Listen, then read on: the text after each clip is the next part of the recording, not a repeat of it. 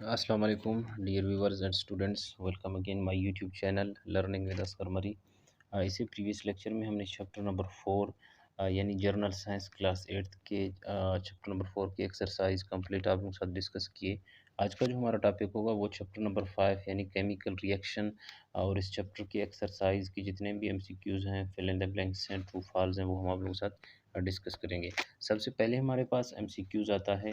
MCQs है the following are reaction in photosynthesis, यानी photosynthesis का जो प्रोसेस है वो कौन सी रिएक्शन से स्टार्ट होता है। तो हमारे पास बी ऑप्शन करेक्ट है, कार्बन डाइऑक्साइड और वाटर मिलके फोटोसिंथेसिस बनाते हैं।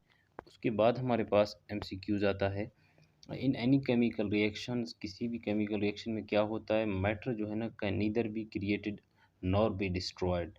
तो मैटर को ना आप ख़त्म कर सकते हैं तो ना ये कभी ख़त्म हो सकता है, एक किसी और शक्ल में कन्वर्ट होगा। तो हमारे पास सी करेक्ट ऑप्शन है। उसके बाद हमारे पास तीसरा है the following is a balance chemical equation. कौन सी इक्वेशन बैलेंस होती हैं? कुछ इक्वेशन ऐसे अनबैलेंस होते हैं, यानी वो सेम टू सेम नहीं आते। अगर रिएक्टेंट में है तो प्रोडक्ट में भी सेम जैसा आना चाहिए, तो उसको हम कहते हैं बैलेंस केमिकल इक्वेशन। अगर अनबैलेंस इक्वेशन आता है तो वो रिएक्टेंट में कोई और इक्वे आपको क्या रिएक्शन देगा, तो अगर उसकी प्रोडक्ट आए वो कुछ और देगा। तो इसमें सबसे पहले जो हमारे पास बैलेंस इक्वेशन है वो है 2 आयरन और क्लोराइड, हमारे पास Cl3 है, तो ये हमारे पास करेक्ट ऑप्शन है। उसके बाद कहता है the following in is example of synthesis और एडिशन रिएक्शन। इन तमाम एग्जाम्पल में से कौन सी एग्जाम्पल सिंथेसिस या एडिशन रिएक्शन कहलाता है। तो सिंथेसिस और एडिशन रिएक्शन इन दोनों में से क्या है।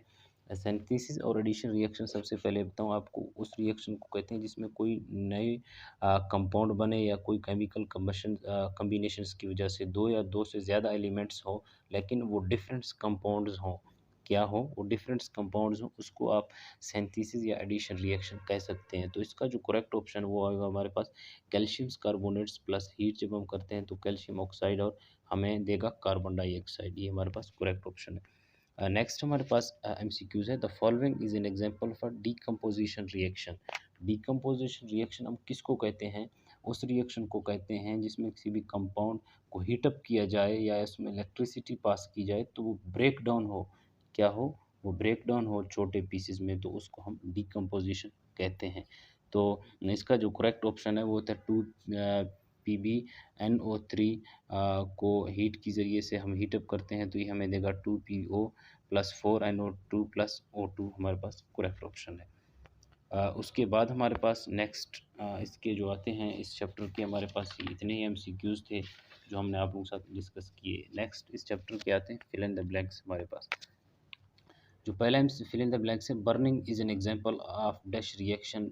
किसी चीज़ को जब हम जलाते हैं तो ये किसी की मिसाल है एक केमिकल रिएक्शन की, यानी वो अपनी हालात चेंज करता है। Next the commonly employed method for balancing and chemical equation is called trial and error method. ये बुक के अंदर एक इंपॉर्टेंट एमसीक्यूज है, पूछा जाता है। नेक्स्ट है matter can neither be dash and nor dash in any chemical reaction. Matter किसी चीज़ में ना तो क्रिएट, ना आप उसको ख़त्म कर सकते हैं, ना दोबारा इसको क्रिएटेड किया जा सकता है, ना इसको डिस्ट्रॉयड किया जा सकता है। वो किसी न किसी अपनी हालत पोजीशन में कन्वर्ट होता है, तो क्रिएटेड और डिस्ट्रॉयड आएगा फिल इन द ब्लैंक्स में। नेक्स्ट हमारे पास आता है the change in dash energy of a substance is due to absorption और release of energy. The change in internal energy की वजह से यह चीज़ें होती हैं। उसके बाद calcium oxide and dash are obtained by heating calcium carbonate. Calcium oxide और हम किसको इस्तेमाल करते हैं हीटिंग कैल्शियम कार्बोनेट को, लाइमस्टोन को इस्तेमाल करते हैं। उसके बाद इसी चैप्टर के ट्रू और फॉल्स हैं। सबसे पहले हमारे पास आता है carbon dioxide helps in burning of objects. Carbon dioxide को हम जलाने के इस्तेमाल करते हैं, नहीं, फॉल्स। उसके बाद the mass of reactant and products remain in same in any chemical reaction, yes, true. उसके बाद the chemical reaction in which heat is observed are called exothermic reaction. तो एक्सोथर्मिक रिएक्शन में जो हीट है वो release होता है, उसको हम ऑब्जर्व नहीं कहते हैं, तो ये हमारे पास एक फॉल्स स्टेटमेंट है। उसके बाद burning of methane is a vehicles engine is an example of exothermic reaction. Yes, burning जो हम एक्सोथर्मिक में होता है, ज़ाहिर बात है हीट रिलीज होती है तो हम मीथेन या कोई भी व्हीकल्स को जलाने के लिए इस्तेमाल करते हैं, तो हमारे पास ट्रू ऑप्शन आता है। उसके बाद 5 है, in minings a hole in earth is made by exploding the dynamites and explosives. ये हमारे पास स्टेटमेंट फॉल्स स्टेटमेंट है आता है। तो ये डियर व्यूअर्स एंड स्टूडेंट्स कुछ इंपॉर्टेंट और कंप्लीट एक्सरसाइज के MCQs fill in the blanks और ट्रू फॉल्स थे chapter number 5 chemical reaction class 8 general science की। तो इंशाल्लाह हम मज़ीद इस तरह इस चैप्टर को step by step MCQs exercise complete करेंगे इंशाल्लाह। और बाकी जितने भी एजुकेशन के लिहाज से इंफॉर्मेटिव्स हमारे पास जितनी भी चीज़ें हम इंशाल्लाह स्टेप बाय स्टेप आप लोगों के साथ शेयर करेंगे। तो आप हमारे साथ और हमारे चैनल के साथ जुड़िए रहेगा। जितने भी हमारे जिन्होंने हमारे चैनल को सब्सक्राइबर नहीं किया, हमारे चैनल को सब्सक्राइबर करें और अपने दोस्तों के साथ शेयर करें। इस चैनल में बहुत सी इंफॉर्मेटिव वीडियो हमने शेयर किए हैं एजुकेशन के लिहाज से, बाकी स्टूडेंट के लिहाज से। तो हम उम्मीद करते हैं कि आप इनसे फ़ायदा हासिल करें। तो तब तक के लिए अल्लाह हाफ़िज़, मिलते हैं इंशाल्लाह नेक्स्ट लेक्चर में।